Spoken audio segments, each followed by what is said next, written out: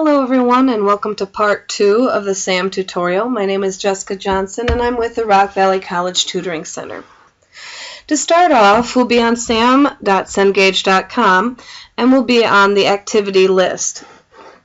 Now, if you haven't watched video 1, which goes into detail about this, I want you guys to take note that you can come up to these boxes and clear some of these checks so that way we filter and see what we want to see. In this case, we're going to be submitting a project, and so I don't need to see, say, my exams. I don't need to see my trainings. And I'll keep always available open just because I always do.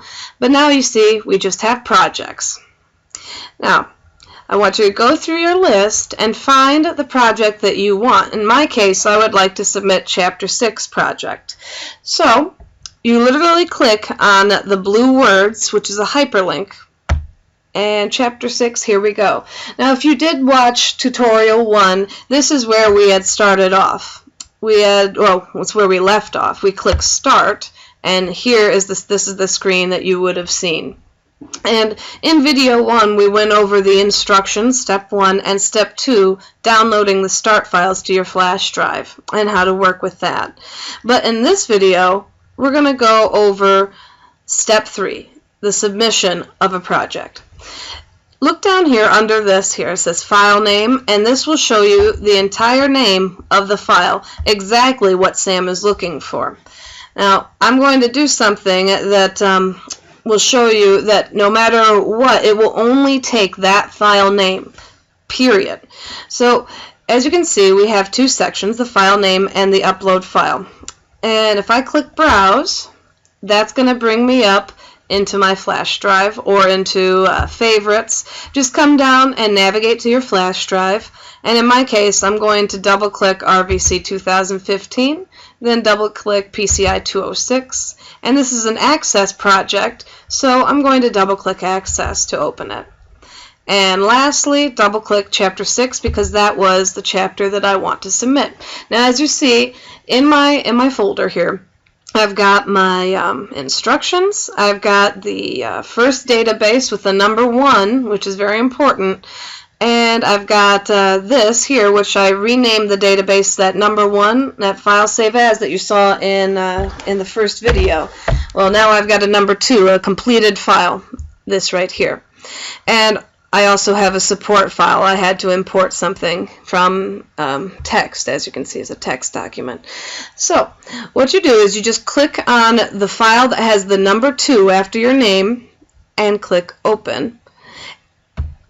And this will turn blue if this file name matches this file name. So I want to show you something real quick. If I go to Browse again and go back to my Access folder and say try to turn in Chapter 4, by double clicking on it, it will open, and now look, our our button is gray, and if I try to click it, click, not working. So it will not let you turn in something it doesn't want, which is a really great benefit of using SAM. You won't get a 0, for accidentally turning in something. So go ahead and click Browse again, and then navigate through your flash drive until you get into the folder that stores the project file that you want. In my case, it is Chapter 6. And just double click the one that has the 2 at the end. And now as you can see, I'm blue again and I'm ready to submit. So I'm going to go ahead and click that. It may take a second to load because SAM is going through a little process. It's looking at different things such as file format, file size, and virus scan. As you can see, you get green check boxes or check marks here in the boxes when everything is okay. Now we can take a look at our score. So just this will pop up every time you submit an assignment. Just go ahead and click the close. And as you can see, we're still on the activity list and it's still filtered to only show projects. Now, the Reports tab is something that I think that anybody who uses SAM will really appreciate. I'm going to go ahead and click that. Once the Reports tab has opened, you'll see all of your projects listed in order. And so we'll be able to see, here's our Chapter 6 that we just submitted. It's important to note that there is a submitted column which will show you not only the date but the time. So say, for example, chapter 2, I had submitted the maximum amount of times, 3 times. So what I would want to do if I want to look at that at the last report file, which I'll show you in a moment, I would have to go through and find the latest time, in this case 1:08 p.m., and then I'd go and choose an option. Now, what are these options, you might be wondering? Well, for Chapter 6, let's say that I ran into a problem and I skipped a step. I truly did not know how to do something and I need some help. I need to go back and review how I even do this, whatever that step might be. The study guide option provides a very quick way of accessing your training. And what's more, it breaks it down by question, and you'll see once it loads, it's actually a really great feature here. And I'm just going to go ahead and maximize this. Now, this is the project study guide. It shows your name, the project, the date submitted, your percentage, and how many times you're allowed to submit. Now, as you can see, I actually don't have anything wrong with this particular assignment, but let's say I did. All right, so firstly, they're going to go over, this is actually, when you download your instructions, this is step 1 of your instructions, and it goes through all the way to the end of the instructions. It literally will break it down, step 1, 2, 3, etc., and it will show you exactly what you need to do. So for say question number 2 in the downloaded instructions, you have 2 things that need to be done here. You need to know how to change the width of a report, and you need to know how to add a date and a time control to a report and access. So if I click one of these, this is going to launch the changing the width training. So as you can see, once it loads, it will only show just that one thing. It will only see question 1 and changing the width of a report. So it's a very quick way of finding out, like, okay, say I got that one wrong, I don't know how to do it, now I can go through the training, observe it, practice it, and apply it until I feel comfortable doing it again. I'm going to close this. Now, once I do feel comfortable doing this again, I can go ahead and get out of my study guide, and I'll go to the second very beneficial thing here, which is the reports and files option. This little thing right here. I'm going to click that, and now it gives us the option to save this file or just open it. I'm just going to open it. If you need to know how to use the file save as command, please check out video number 1, and then click OK. So this is a Microsoft Access project, so this report's actually going to open in Microsoft Access, as you can see.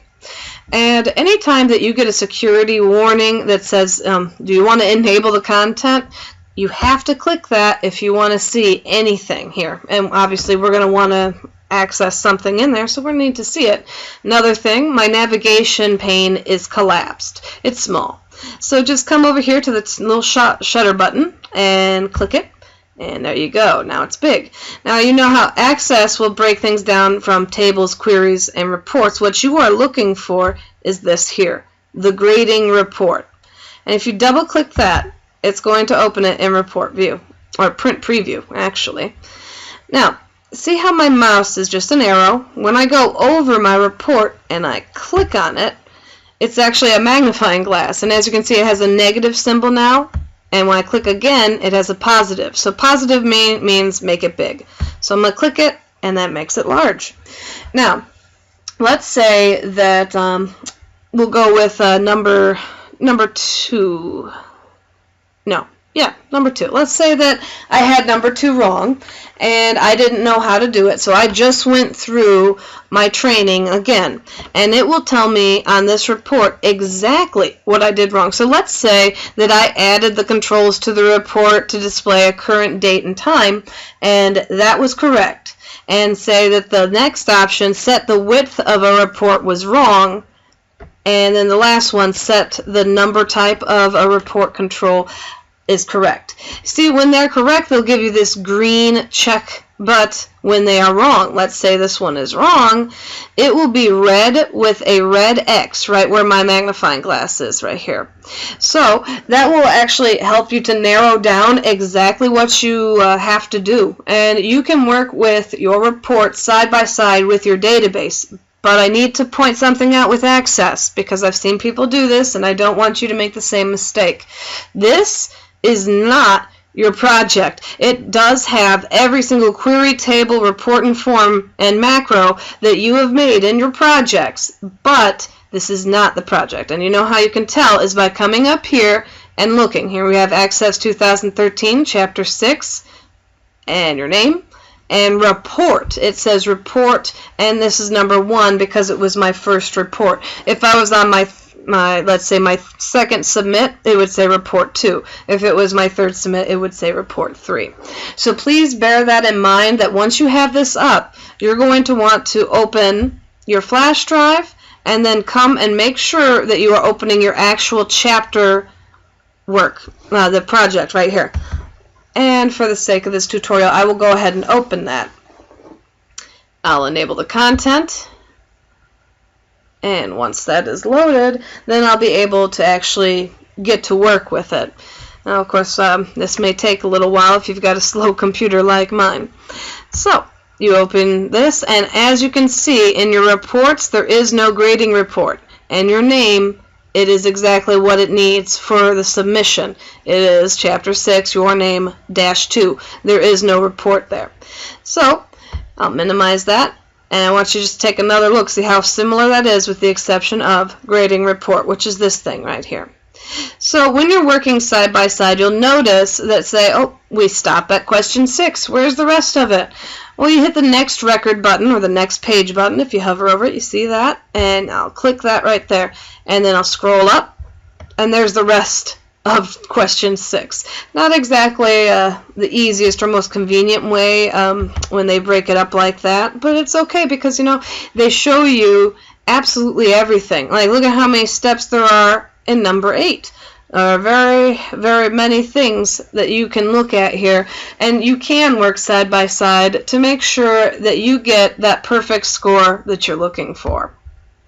So I hope that this tutorial has been helpful. And I hope that you have a great semester, and I will see you again for our next video.